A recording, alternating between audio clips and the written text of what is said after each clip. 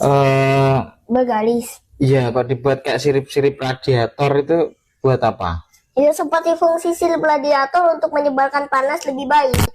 Dinamo itu adalah alat mengubah tegangan listrik menjadi putaran.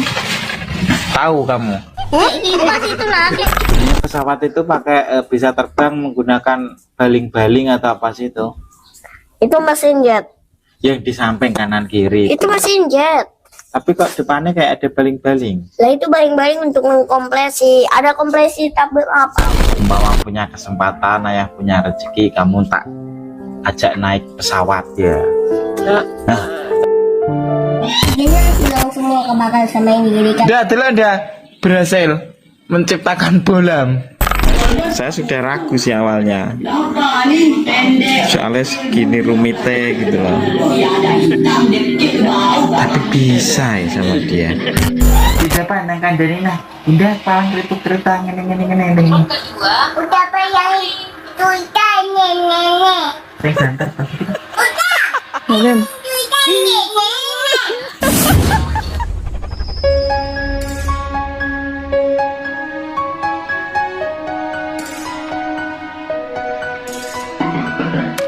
Terima kasih telah menonton video ini.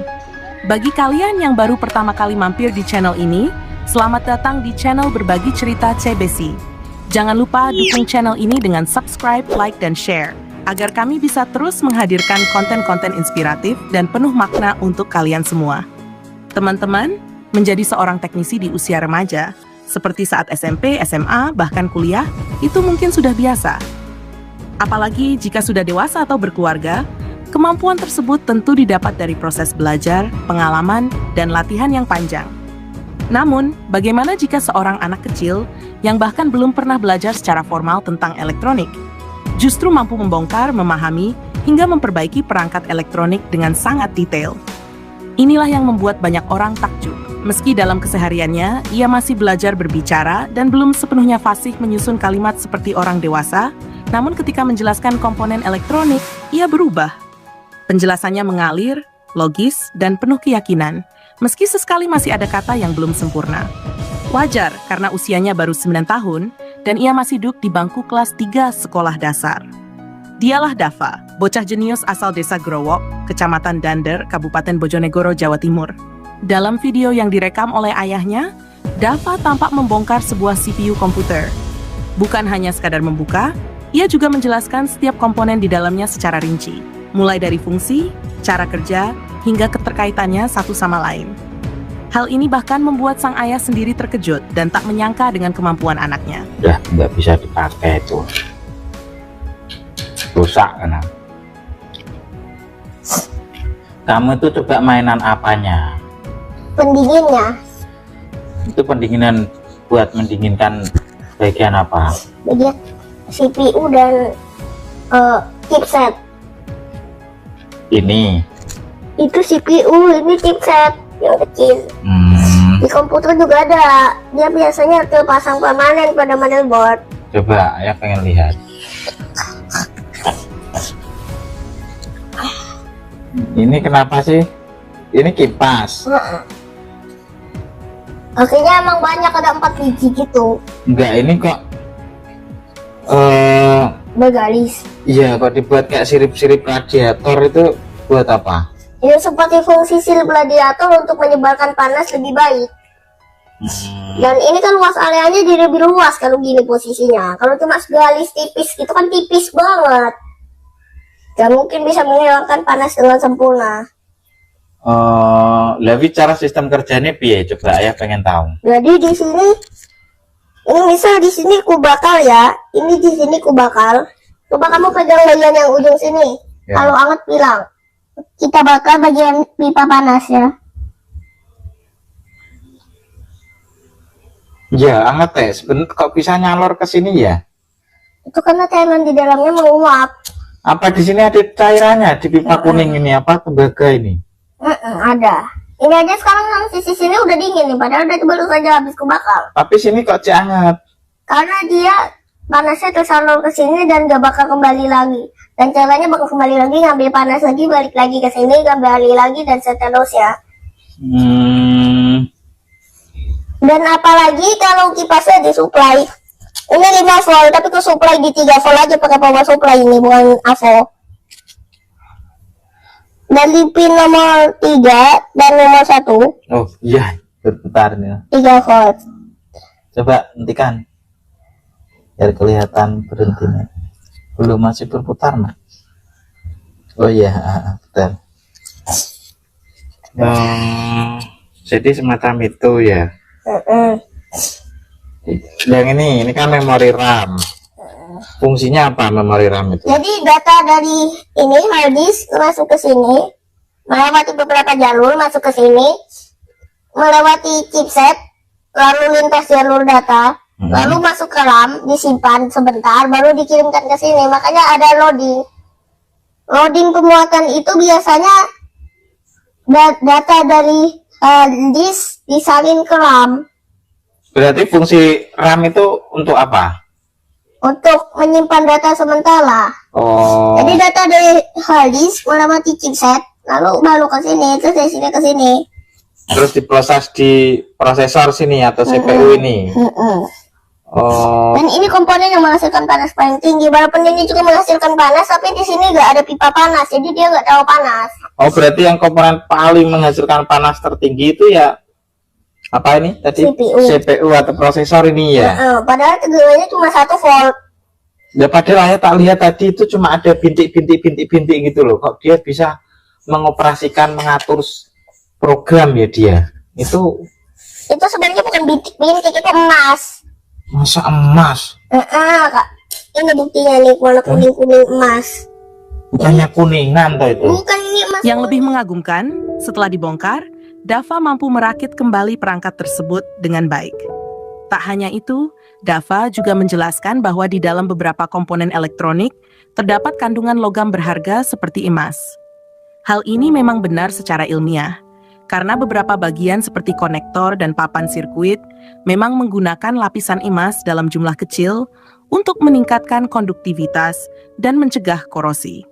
Mendengar hal tersebut, sang ayah pun sempat terpikir untuk melebur komponen tersebut jika memang mengandung emas.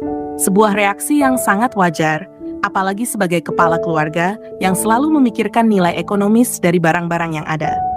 Itu sebenarnya bukan bintik, itu emas. Masa emas? Kak. Ini buktinya nih, warna kuning-kuning emas. Bukannya kuningan toh itu? Bukan, ini emas murni. Kuningan kan pasti tetap bakal teroksidasi, lama-lama kan berubah warna. Tapi ini udah dari puluhan tahun yang lalu tetap gak teroksidasi, itu masih bagus.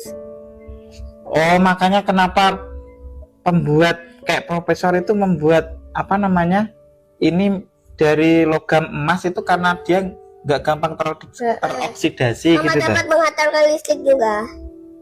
Oh. Jadi kita bisa sama dia juga bisa disolder. Lah ya nggak, masih dalamnya ini isinya apa sih Isinya sebenarnya? ini sangat banyak transistor, dan transistor chip semikonduktor itu akan dihubungkan melalui wire bonding. Itu adalah kawat emas super tipis yang dilewatkan ke beberapa jalur sampai sebanyak ini. Oh, saya tahu. Ayah loh, ayah tuh sampai sekarang itu masih bingung. Cuma ini kecil gini membuatnya pakai apa? Super. Pakai cahaya khusus, ultraviolet bertenaga kuat. Jadi dia akan disinari, lalu itu akan melewati cetakan wafer, dan habis itu dia akan menjadi wafer silikon yang sempurna. Bukan wafer makanan, tapi wafer chip silikon. Sudah Coba terbentuk, ayah terus boleh ditumpuk nggak? berlapis-lapis. Lihat coba. Telkom i3 ini. Jam ya. Berarti ini dari emas kata Mas Dava. Coba kalau makanya yang di HP bekas juga ada emas ya. oh coba ayah tanya ya. Kalau ada yang tahu ini bener dari emas beneran apa enggak gitu loh. Tolong komen ya. Ini kalau bener dari emas kan lumayan bisa dilebur. Ya enggak Mas Dava? Iki mbok keim opo lem apa ini? Termapasta, termapais. Fungsinya buat apa? Menghantarkan panas lebih baik karena permukaan CPU dan ini nggak pernah rata. Pasti tetap akan bergelombang, walaupun gelombangnya tingkat atom itu bisa langsung menghancurkan penghantaran panasnya. Oh, makanya dikasih itu biar bisa sempurna gitu tau. Biar bisa rata. Sama bahannya juga tidak menggatalkan listrik dan bisa menghantarkan panas dengan sangat-sangat baik. Thermalpad juga begitu. Namun, kemampuan Dava tidak berhenti di situ. Ia juga diketahui mampu mendeteksi kerusakan pada alat elektronik, merakit kembali perangkat, hingga memiliki ketertarikan besar di berbagai bidang ilmu seperti fisika, kimiologi, bahkan otomotif. Dari apa ini botol loh, teman-teman? Kok bisa kamu? Ini di dalamnya masih ada oksigennya ini. Tinggal tunggu aja sampai ini oksigennya hilang semua, kebakar sama ini. Jadi kan Udah berhasil menciptakan bolam. Kok bisa ya Deda? Rumit lah udah. Nggak ada Rene.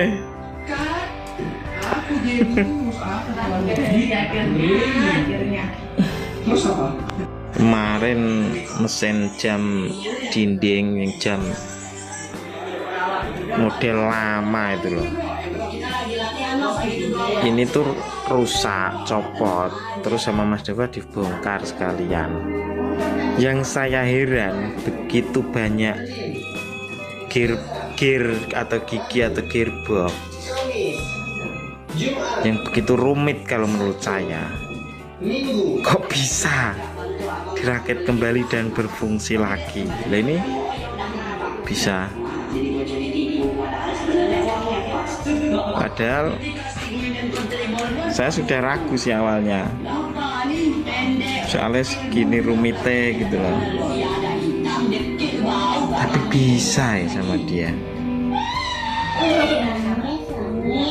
Sudah tak suruh masukin kresek kemarin, plastik gitu, tak suruh nyimpen aja.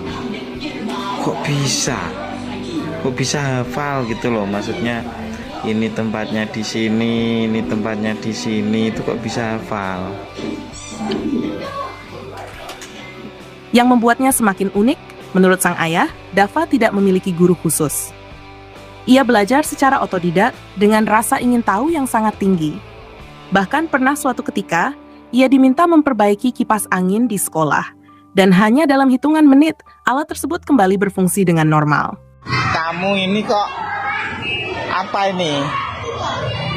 Kamu dapat servisan? Punya siapa? Apa? Aku udah mau Pak. Aku bapak mana Kamu ini ngecek apa? Ini dinamo kipas yang tadi rusak. Aku tes fuse-nya, ternyata fuse-nya yang putus. Mana? Ini kan fuse-nya nyambung sama ini. Ini putus. Tapi Seharusnya nyambung berarti? harusnya itu kayak gini. Harusnya itu kalau nyambung itu harusnya ada warna tulisannya kayak gini. Jadi ini ke blue ini nyambung juga ke input. Kalau Tapi coba itu, ke speed 1. Speed 1 itu warna kuning. Nyambung. 2, Nyambung. 3. Oh iya, ternyata virusnya teman-teman kok bisa dia berputar. Jadi ternyata, wah, kamu gini loh, nanti besok sama Bu Guru pasti kamu Itu muncul sedikit batikan api di itu, tapi wajar. dikasih nilai 100. Ini kamu sudah memperbaiki. Semua speed normal. Oh, Pak. Coba. Pertanyaannya sekarang, dari mana semua pengetahuan itu berasal? Apakah murni rasa ingin tahu? Apakah karena faktor lingkungan? Atau ada hal lain yang belum kita pahami? Di video selanjutnya, kita akan membahas lebih dalam tentang hal tersebut. Jadi, jangan sampai ketinggalan. Terus ikuti channel Berbagi Cerita CBC untuk mendapatkan cerita inspiratif lainnya. Terima kasih sudah menonton, dan sampai jumpa di video berikutnya.